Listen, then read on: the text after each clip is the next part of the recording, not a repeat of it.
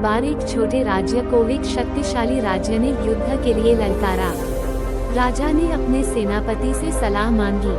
सेनापति ने कहा कि इतनी बड़ी सेना से युद्ध करना मूर्खता है। फिर सेनापति ने राजा को ये कह दिया कि महाराज, आत्मसमर्पण ही अंतिम उपाय है। सेनापति की सलाह से राजा खुश नहीं हुए और उसके बाद वह एक संत के पास गए जिसे वह बहुत मानते थे। राजा ने संत की राय भी मांगी और संत से ये भी कहा कि मुझे सेनापति ने आत्मसमर्पण करने के लिए कहा है, पर मैं ऐसा करना उचित नहीं मानता हूँ।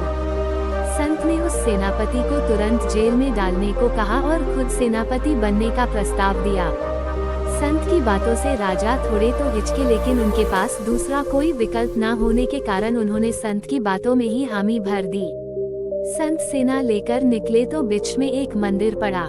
उन्होंने सेना से कहा कि वे भगवान से पूछकर आते हैं कि युद्ध कौन जीतेगा। मंदिर से वापस आने के बाद लोग उनसे पूछते हैं कि भगवान ने क्या कहा। संत ने कहा कि यदि शाम को मंदिर से रोशनी निकलेगी तो हम युद्ध जीत जाएंगे। शाम को ऐसा ही होता है। लोग ये देखकर ऊर्जा और सकारात्मकता से भर जाते हैं और वो पूरी जान लगाकर लड़ते हैं और युद्ध भी जीत जाते हैं।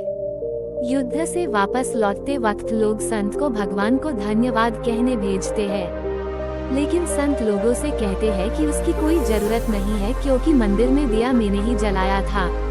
अगर सेनापति की बात मानकर राजा ने पहले से ही आत्मसमर्पण कर लिया होता तो उनके मन में हमेशा ये डर रहता कि वे उस शक्तिशाली राज्य से कभी भी जीत नहीं सकते और वो निर्बल है। संत ने जिस तरीके से अपनी सेना का हौसला बढ़ाया, उस तरीके से हमें अपने आप का हौसला मुश्किल से मुश्किल परिस्थिति में भी बढ़ाना चाहिए। आप तब तक नहीं हारते हैं जब तक आप कोशिश करना ना छोड़। वह हम जीते या फिर हारे, पर हमें कोशिश तो करनी ही चाहिए।